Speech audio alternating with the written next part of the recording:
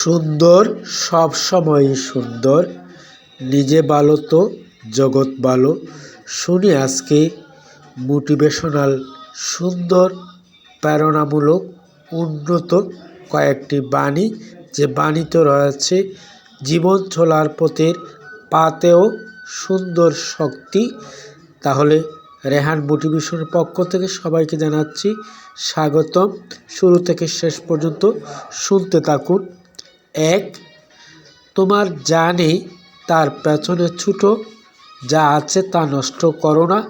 মনে রাখো, আজকে তোমার যা আছে গতকাল তুমি সেটার পেছনে ছুটেছিলে। 2.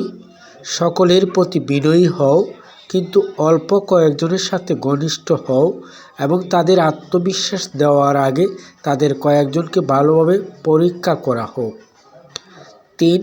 সাফল্যের একটি গুরুত্বপূর্ণ চাবিকাঠি হলো আত্মবিশ্বাস। আত্মবিশ্বাসের একটি গুরুত্বপূর্ণ চাবিকাঠি হলো প্রস্তুতি। 4.